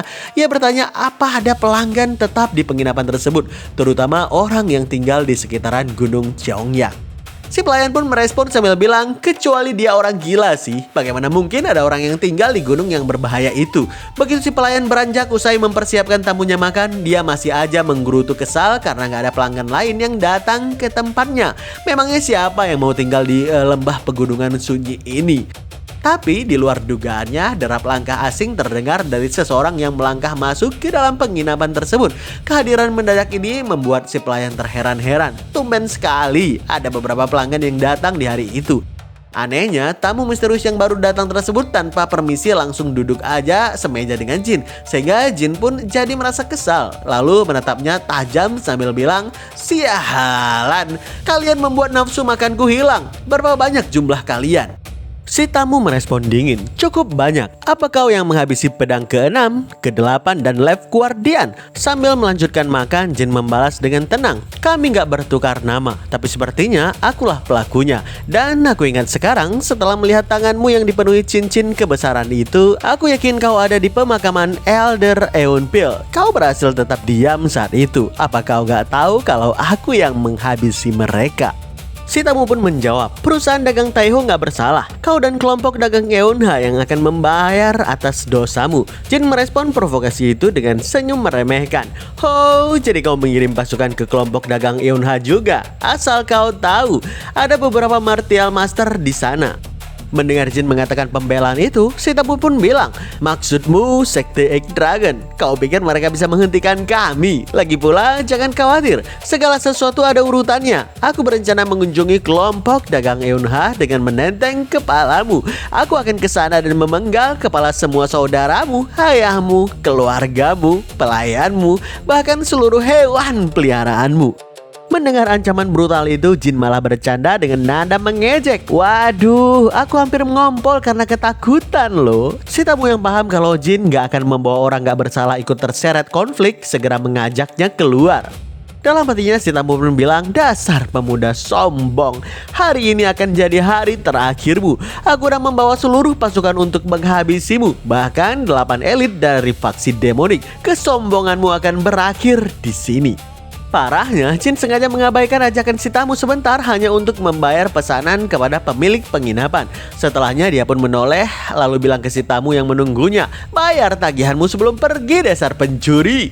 Seiring Jin menyuruh si pelayan mengambil semua kembalian yang membuatnya melongo kaget karena uang itu terlalu banyak, si tamu benar-benar murka dibuat malu habis-habisan oleh Jin. Seketika tamu itu melempar koin perak dengan tenaga penuh. Jin terpaksa menangkapnya secara sigap demi memastikan keselamatan si pelayan. Usai menyodorkan koin tersebut, dia langsung memerintahkan pelayan itu untuk mengevakuasi pemilik penginapan beserta koki lewat pintu belakang. Karena Jin sangat yakin penginapan tersebut akan segera rata dengan tanah. Saat melangkah pergi, pelayan tersebut baru sadar kalau uang dalam jumlah besar itu rupanya adalah biaya ganti rugi. Begitu Jin melangkah keluar lewat pintu depan untuk menyusul si tamu, dua assassin gold emas langsung menebasnya serentak dari sudut buta. Tapi Jin merespon dengan melompat tinggi ke udara untuk menghindar. Tepat di titik puncak lompatan, Jin mengaktifkan tinju petirnya. Kemudian menghajar kedua assassin itu tanpa ampun hingga mereka hancur, menewaskan keduanya seketika. Dari arah lain, seorang assassin menyergap menggunakan tusukan pedang lurus. Namun Jin dengan enteng menangkap lengan lawan lalu memelintir sikunnya kuat-kuat. Alhasil pedang itu berbalik arah, menancap ganas ke leher pemiliknya sendiri. Spontan darah segera menyembur deras mengiringi rintihan sang pembunuh menuju ke mautnya. Melihat kawanan assassin lain berkumpul mengepung area depan penginapan, Jin pun bilang, "Aku penasaran, dari mana asal kalian?" Ternyata dari Golden Silver Assassin toh. Sang tamu yang rupanya merupakan pemimpin Golden Silver Assassin pun merespon, "Kau ingat kami ya? Putra pertama kelompok dagang Eonha, Legend Eon. Kau menghabisi bawahan-bawahan yang dikirimkan untuk membunuhmu, jadi reputasi kami hancur sekarang. Karena itu aku akan menghabisimu hari ini dan melenyapkan seluruh kelompok dagang Eonha." Mendengarkan ancaman tersebut, Jin tertawa heran. "Kau tahu bawahanmu mati gak berdaya, tapi kau masih berani menantangku lagi?" Sang pemimpin sesumbar kalau dirinya udah menyusun rencana matang. Tepat saat dia mengucapkan kata sekarang, tiba-tiba dua demonic sword melompat lalu menyerang Jin dari atas menggunakan tebasan aura jahat mereka. Dampak tebasan itu sungguh masif sampai memicu ledakan aura yang menyapu sekeliling. Tapi pastinya Jin mampu berkelit lewat lompatan yang tepat waktu. Setelahnya Jin pun tersenyum sambil bilang, "Jadi mereka itu yang kau bilang rencanamu. Hebat juga ya faksi demonik ikut membantumu." Nyatanya kedua demonic sword yang baru aja menyerang Jin adalah pedang ke-7 dan juga pedang ke-9. Jin yang penasaran dengan motif sang pemimpin lanjut nanya apakah pergerakannya murni atas perintah faksi demonik atau sekedar ajang balas dendam. Sang pemimpin pun menjawab, "Aku mengikuti perintah dan menghabisi musuh bebuyutanku sekaligus. Kudengar seorang membantumu saat kau meratakan para bawaanku. Left Guardian, pedang ke-6 dan juga pedang ke-8. Kau nggak mungkin bisa menghabisi mereka dengan kekuatanmu sendiri. Sekarang kau udah terjebak." Sang pemimpin sungguh nggak tahu kalau Jin benar-benar menghabisi ketiga monster itu sendirian. Melihat kerumunan musuh menerjang secara serentak, Jin yang memutar otak sengaja kabur memasuki area hutan pekat sambil memacu langkah. Dia bilang dalam hati, "Benar, tadinya aku khawatir akan datang dengan tangan hampa. Dengan hadiah seperti ini, aku nggak akan ditolak di depan pintu." Hadiah yang Jin maksud udah pasti kawanan assassin ini yang rencananya akan dia persembahkan secara khusus kepada Mad God. Bersama dengan pasukan assassin mengejar Jin secepat mungkin, pedang ke-7 dan juga pedang ke-9 sebenarnya menaruh curiga terhadap pola pergerakan buruan mereka. Mereka melihat Jin seolah sengaja melempar umpan, lalu memancing mereka ke dalam hutan. Meski sadar kalau ini bisa jadi jebakan, kedua demonic sword itu juga paham kalau mereka nggak boleh membiarkan Jin lolos. Oleh sebab itu, mereka ikut menyusul sambil bertindak dengan hati-hati. Sepanjang pelariannya menembus hutan, Jin sengaja melaju dengan kecepatan rendah agar kawanan assassin di belakangnya tetap sanggup mengejarnya. Di satu momen, seorang gold mask assassin menyergapnya dari jarak yang sangat dekat. Sementara beberapa silver mask assassin melemparkan hujan dagger tajam dari kejauhan. Menghadapi gempuran ganda tersebut, Jin bergerak kilat dengan menangkap satu assassin emas yang menyerangnya. Dia lantas menjadikannya tameng daging hidup guna memblokir rentetan lemparan dagger tersebut. Jin sangat sadar bahwa kombinasi serangan antara topeng gold dan juga silver ini akan menjadi pola yang sangat merepotkan jika dibiarkan berlangsung dengan waktu yang lama. Jin memutus rantai gempuran mereka. Jin kembali mengaktifkan tinju petirnya guna mengerahkan jurus andalannya, White Lightning Tempest Art Lightning Roar. Seketika itu juga Jin melepaskan hantaman tinju aura petir yang melesat dengan ganas. Gelombang kejutnya menyapu area secara brutal, menghancurkan tubuh beberapa assassin sekaligus dalam radius ledakan yang luar biasa luas. Menyaksikan pasukan tewas hangus di hutan, pemimpin asasin yang baru tiba langsung tersentak kaget. Dalam hatinya dia bilang, "Gak kusangka satu ledakan lightning key memiliki kekuatan penghancur sekuat ini." Di sisi lain, Jin yang bosan meladeni perlawanan receh mereka memprovokasi dengan nada yang lantang. "Gak perlu satu persatu menghadapiku. Maju kalian semua. Kalian semua aja gak cukup untuk menghadapiku." Tepat di momen krusial tersebut, pedang ke-7 dan juga pedang ke-9 akhirnya menyusul. Mereka menerjang dan menebas Jin secara serentak menggunakan pedang aura demonik pekat. Tepat saat Jin menahan serangan maut, mereka lah senyuman kegirangan muncul di wajahnya. Setidaknya sekarang ada lawan tangguh yang memaksanya mengerahkan kemampuan ekstra. Namun, euforia kemunculan kedua demonic sword itu segera dirusak oleh teriakan protes pemimpin asasin. "Akhirnya kalian muncul! Apa kalian tahu berapa banyak kerugian yang kami terima? Kalian harus bertanggung jawab atas ini!" Mendengarkan celoteh tersebut, duo demonic sword pastinya merasa sedikit kesal. Pedang ke-7 lantas membalas dengan ketus. "Bekerja samalah untuk sekarang. Prioritas utama kita mengurus pria itu. Mengurus mereka akan mudah setelah pekerjaan yang satu ini selesai." Celakanya, baru aja pedang ke-7 menuntaskan kalimatnya tersebut, Jin lebih dulu melesat untuk menghantamkan tinju petirnya ke wajah si kawan. Benturan fatal itu membuat tubuhnya terpental dahsyat hingga menghantamkan batang pohon dengan begitu keras. Nggak terima rekannya dihajar dengan brutal, pedang ke-9 merespon cepat. Dia membalas lewat ayunan pedang berlapis aura pekat secara full power, menciptakan ledakan aura demonik raksasa di tengah hutan. Jin yang mampu menahan tebasan aura pekat barusan tanpa bergeser, dia pun tersenyum dengan santai. "Aku bersyukur kalian meninggalkan banyak jejak demonik ki. Dengan begitu, Midgard pasti udah sadar sekarang." Faktanya, julukan gila yang disematkan kepada Midgard memang dia peroleh dari rekam jejak panjangnya memburu faksi demonik. Pria itu menaruh kebencian mendalam sampai sanggup turun tangan membasmi ras demon di sepanjang sisa hidupnya. Demi memancing sosok sinting tersebut agar segera datang, Jin mengambil napas yang panjang. Kemudian berteriak menggelegar dalam balutan mode petirnya, "12 Demonic Sword! Di mana Sword Demon?" Gema teriakan maha dahsyat itu membelah sunyi hutan pegunungan berulang kali. Tepat setelah gema terakhir lenyap, keheningan sesaat menyelimuti area hutan. Semua orang di sana mematung bingung. Saat pemimpin asasin memaki tingkah gak waras Jin, tiba-tiba sosok paling gak waras sedunia udah memegang kepalanya dari belakang, lalu membisikkan kalimat kejam, "Di mana Sword Demon?" Belum sempat tensi jantung pemimpin asasin itu turun, Jin malah mengadukannya secara gamblang. "Midgard, pria itu adalah ketua asasin. Mereka semua berkaitan dengan faksi demonik." Mendengarkan itu, pemimpin asasin merajau ketakutan. "Apa yang kalian lakukan? Cepat habisi dia!" Sayangnya ucapan itu diputus paksa oleh cipratan darah karena sang pemimpin tewas menggenaskan dalam fatality yang sangat mengerikan. Kepalanya ditarik paksa sampai tercabut dari lehernya. Belum puas melihat kematian tersebut, Midgard menatap sisa musuh, lalu memulai kegilaannya lewat sapaan dingin. Jadi faksi demonik udah mulai muncul ya. Tekanan intimidasi luar biasa yang dimiliki Midgard membanjiri udara, membuat martial master jahat manapun pasti menggigil hebat gak karuan. Rasa takut memang menyelimuti para asasin, namun mereka tetap nekat menyerbu Midgard secara serentak. Mereka mengincar titik butanya tanpa keraguan. Tapi semua manuver itu sia-sia, karena cukup dengan ayunan tangan kosong Midgard, tubuh mereka langsung tercincang, tewas dalam kondisi yang sangat menggenaskan. Menyaksikan kebrutalan gila tersebut, Jin pun bilang dalam hati, orang yang dikenal sebagai Midgard adalah demon lainnya yang diciptakan oleh faksi demonik. Terlepas dia adalah musuh faksi demonik, kekejiannya sama seperti mereka. Seolah-olah dia tahu dia berdiri di antara batas hitam dan putih. Dia selalu mengenakan jubah abu-abu.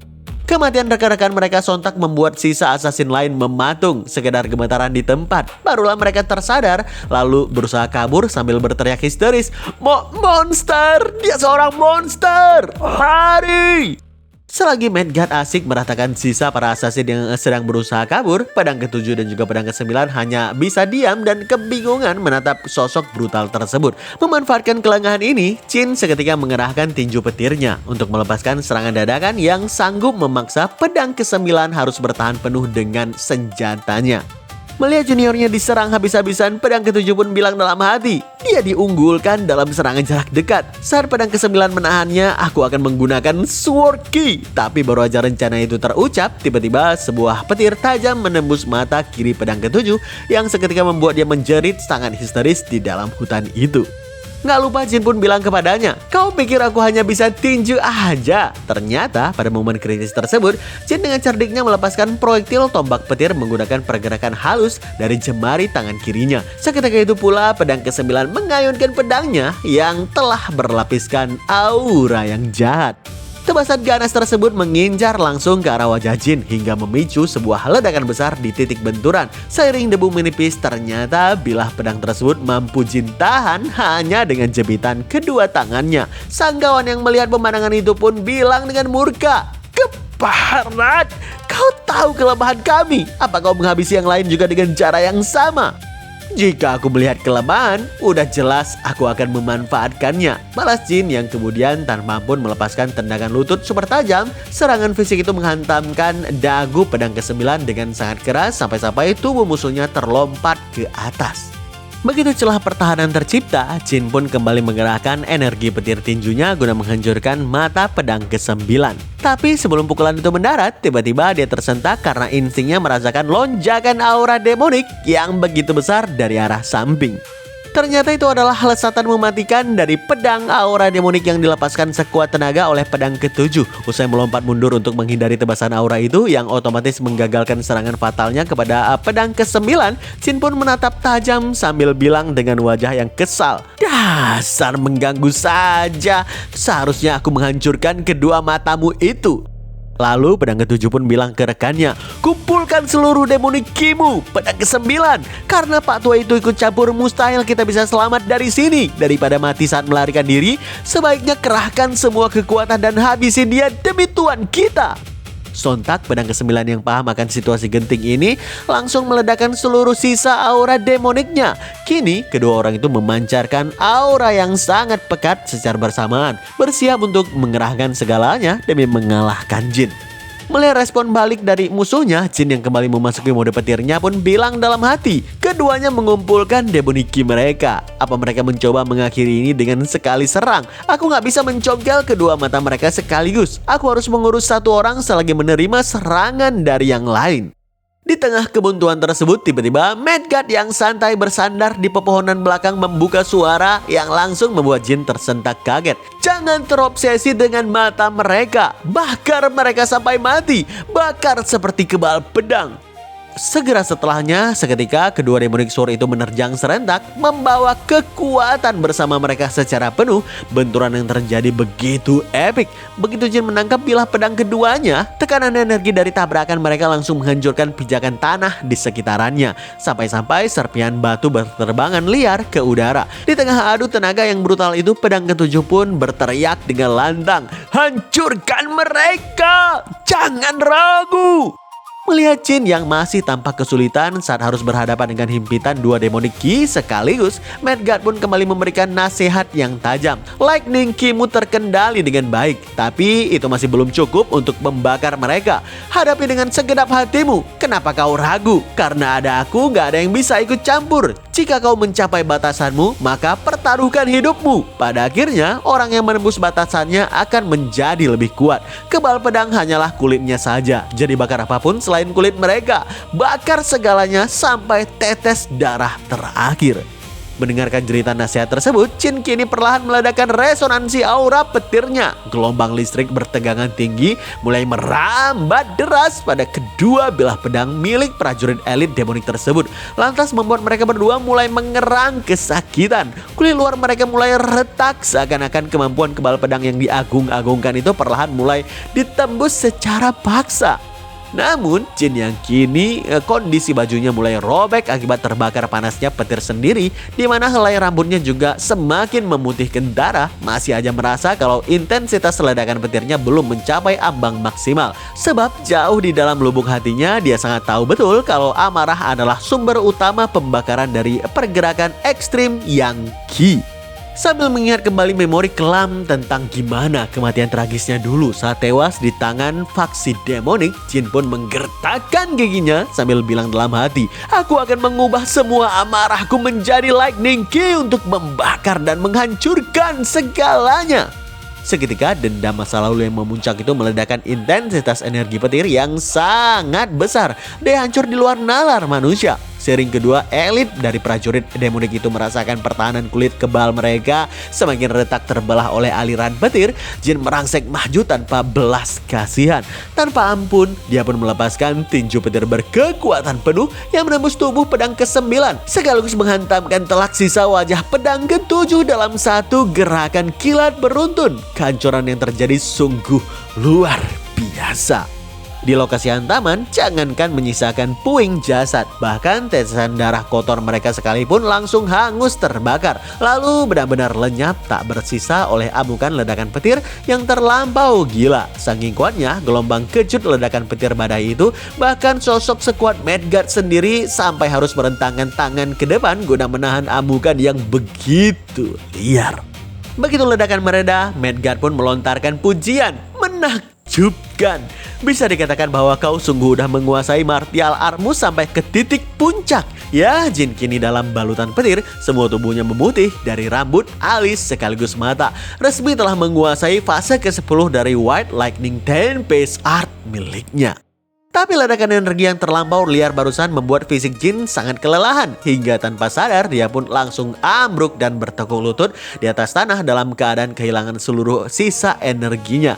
Ngelihat napas Jin memburu, Midgard pun menyuruhnya untuk segera melakukan sirkulasi mikroskopik. Ibarat anggap aja seperti meninggalkan jejak kaki di wilayah yang lebih luas.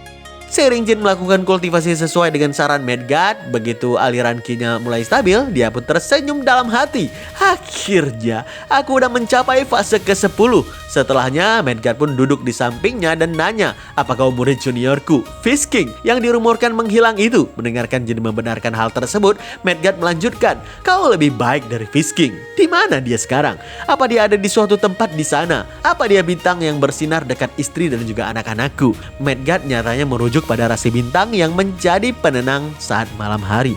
Mendengarkan pertanyaan penuh beban itu, Jin pun perlahan merespon dengan nada pelan. Dia mungkin masih bertarung di suatu tempat, bahkan di tempat dia mati. Kalau begitu, aku masih bisa bertemu dengannya nanti. Siapa namamu?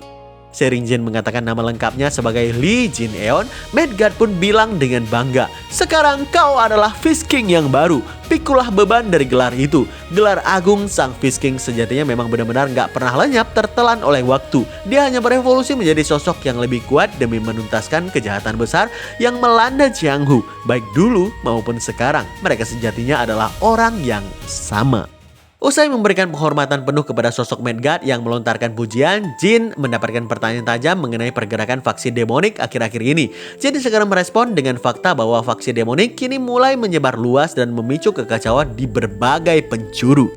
Sambil merebahkan tubuh dan menatap langit malam, Midgard membalas dengan santai. "Karena mereka kalah di Five Dragon Wars, aku kira mereka akan bertindak lebih keji lagi. Apa kau lihat yang di sana? Bintang yang bersinar sendiri di samping 7 bintang dalam kegelapan abadi. Aku menamainya Heavenly Demon Star. Itu adalah bintangku. Aku gak pernah mengira ada pria di dunia ini yang bisa menahan serangan Three Divine God termasuk aku. Tapi faksi demonik bisa melakukannya. Karena itu adalah martial art yang dibangun dengan mencuri martial art lainnya. Aku gak hanya melawan Heavenly Demon, kami juga melawan setiap orang yang kekuatannya dicuri olehnya. Berapa banyak orang lemah yang telah dia serap. Semakin kuat dia, semakin berat hatiku. Aku gak tahu apa mereka yang gugur itu menjadi bintang. Apa enaknya bersinar di langit malam, sedangkan aku gak akan menjadi bintang." Usai bangkit berdiri, Midgard menghela napas panjang dan melanjutkan, "Jadi begitu ya, aku lebih suka menjadi langit yang merangkul orang-orang yang telah tiada." Versi diriku yang diingat oleh faksi demonik di Five Dragon Wars itu berambut acak-acakan, mengenakan pakaian kotor, dan bahkan gak mencukur jenggotnya. Tapi aku udah membersihkan diri setiap hari akhir-akhir ini. Jenggotku rapi, aku menyiapkan beberapa style pakaian, bahkan tanpa sadar rambutku udah kembali hitam. Siapa yang gak sadar bahwa aku adalah Midgard dari Five Dragon Wars itu?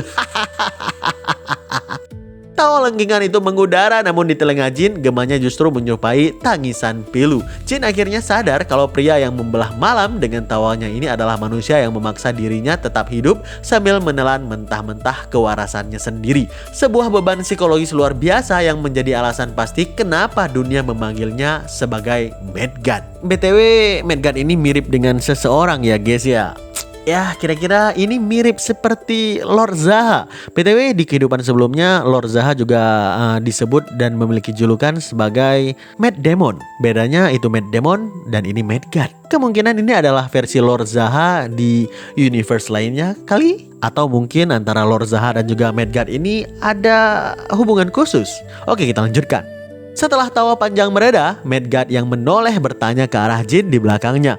Fish King, kenapa kita lahir dengan kehidupan seperti ini? Menghadapi beban filosofi itu, Jin merespon lugas. Apa kita akan menemukan jawaban saat kita hidup? Sepertinya kita akan tahu setelah kita mati. Tapi hanya karena kita penasaran, bukan berarti kita bisa memilih kematian. Jadi kita hanya terus menjalani kehidupan. Argumen tajam itu seketika memancing senyum Midgard yang menganggap Jin layaknya pria tua penuh kebijakan. Setelahnya Jin melempar sebuah pertanyaan dengan nada serius. Midgard, apa yang harus aku lakukan agar menjadi lebih kuat? Kau udah cukup kuat. Memangnya kau mau jadi sekuat apa di usiamu sekarang? Apa kau akan puas jika sekuat Heavenly Demon yang kami Three Divine Star lawan? Atau kau ingin sekuat Mujin ataupun Sohan? Mendengarkan Jin bilang kalau target utamanya adalah melampaui seluruh entitas tersebut, pandangan sang legenda berubah dengan drastis. Ia langsung membuang anggapan soal pria tua bijak lalu menganggap Jin murni sebagai pemuda yang dipenuhi rasa rakus akan kekuatan. Dia pun menjelaskan dengan rinci, untuk menjadi lebih kuat, kau harus punya sebuah cerita. Kau harus sekuat ceritamu. Itu juga berlaku padaku. Apa yang mendorongku menjadi Three Divine Star adalah ceritaku. Alasannya adalah karena kedua anakku menjadi bintang, juga karena istriku. Apa artinya menjadi lebih kuat melalui sebuah cerita? Gak peduli sejauh apa kau melangkah, aku gak bisa menggapai mereka lagi. Aku udah lama mati, sekarang aku hanya menghabiskan sisa hidupku. Aku berakhir seperti ini karena bersikeras memegang teguh sumpahku. Aneh rasanya kau bertanya cara lebih kuat pada orang sepertiku. Cara lebih kuat itu tergantung kepada ceritamu. Gak ada yang tahu jawabannya. Sontak Jin yang penasaran kembali nanya, jadi maksudmu apa Sohan dan Mujin jadi lebih kuat karena mereka punya cerita? Tanpa ragu, Midgard membalas, tentu saja. Bahkan Heavenly Demon pasti punya ceritanya sendiri. Setiap anggota faksi demonik muncul kembali juga memiliki ceritanya sendiri. Mereka hanya bersaing untuk melihat cerita siapa yang akan menang. Tapi yang membuatku gak senang itu meskipun aku sepenuhnya mengandalkan ceritaku untuk menjadi lebih kuat, faksi demonik terdiri dari mereka yang mengabaikan nyawa anak-anak dan orang lemah. Pada akhirnya, apa hasilnya? Heavenly Demon mungkin melampaui kekuatanku, tapi bukankah pada akhirnya dia dicabik-cabik oleh tanganku? Itu juga cerita dari faksi ortodok. Jika orang bodoh dan sombong itu berniat untuk menapaki kembali jalan Heavenly Demon, aku juga akan mengajari mereka lagi. Itulah alasan orang yang bernama Midgard masih hidup. Juga alasan kenapa kau masih hidup, Fish King. Mendengarkan seluruh penjabaran filosofi berdarah itu terlontar dari mulut seseorang yang merelakan kewarasannya, senyuman tipis perlahan menghiasi wajah Jin. Di tengah kejamnya dunia murim, pemuda itu justru mendapatkan sebuah motivasi baru yang sangat solid untuk terus menapaki jalan kehidupannya. Midgard yang masih memangku pandangannya ke arah langit kembali bersuara. Sekarang karena kita udah bertemu, mari kita buat cerita baru. Apa kau bisa menjadi lebih kuat? Atau aku bisa jadi lebih kuat karena bertemu denganmu? Hal itu juga akan menjadi bagian dari cerita kita.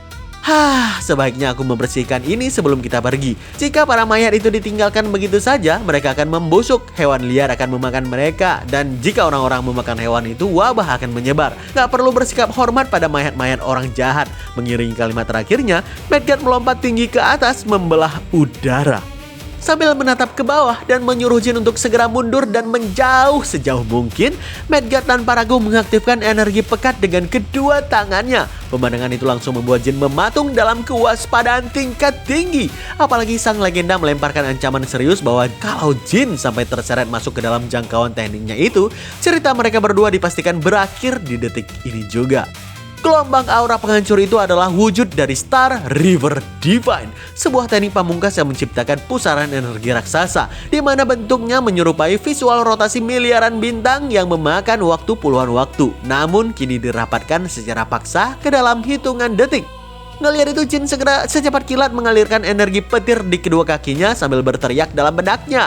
Dia berniat memusnahkan seluruh tempat ini. Tepat ketika otot-otot kaki Jin memompa kecepatan penuh untuk keluar dari zona maut itu, Midgard menjatuhkan teknik penghancurnya, Demon Annihilation Fist Technique Heaven Destroying Spear. Bola energi hyper padat yang meronta di telapak tangannya itu memancar kilau layaknya bintang paling terang di pusat kegelapan abadi. Dalam satu tarikan napas, Midgard menghunjamkan proyektil maut tersebut ke arah daratan dengan kekuatan yang gak masuk akal. Hantaman itu memicu ledakan mahadahsyat yang langsung menyapu sebagian gunung dan melahap habis seisi hutan tanpa menyisakan satupun partikel debu. Semuanya ditelan ke dalam gelombang ekspansi cahaya putih yang merobek retina. Dihancur ledakan itu begitu ekstrim, memaksa Jin mengerahkan jurus petir murni untuk perisai menahan agar tubuhnya nggak ikut menguap ke udara. Melihat dampak ledakan yang baru aja mencetak kawah raksasa di area gunung dan hutan tersebut, Jin tersenyum lebar bahwa Midgard murni mendatangkan malapetaka yang sangat berlebihan. Begitu kaki sang perusak menyentuh tanah, ia memuji kegesitan pergerakan Jin yang lolos dari radius kehancuran itu. Alih-alih berbangga, Jin memprotes terang-terangan bahwa raganya nyaris ikut musnah. Merespon keluhan itu, Midgard pun bilang, "Kau gak akan mati karena hal seperti ini. Aku bahkan gak menggunakan setengah kekuatanku." Masih diliputi sisa ketegangan, Jin menuntut logika di balik aksi tersebut. Tapi apa kau sungguh perlu melenyapkan seluruh area seperti ini hanya untuk memusnahkan beberapa mayat? Apa karena demoniki yang tersisa? Atau ada alasan lainnya?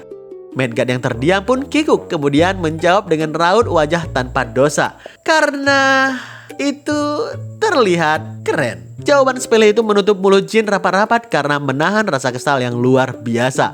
Melihat pria gila itu melompat santai sambil mengajaknya sarapan di bawah mentari pagi, Jin pun mengatakan sambil bergumam letih, apa ia memang harus segila itu untuk menjadi Midgard? Wah, di sini makin kelihatan ya guys ya, Midgard ini persis sama seperti Lord Zaha. Dan skillnya yang Demon Annihilation itu juga nama skillnya sama, bentuk skillnya juga sama dengan Lord Zaha. Wah, apakah antara Lord Zaha dan Midgard ini ada hubungan? Atau Midgard ini adalah muridnya Lord Zaha?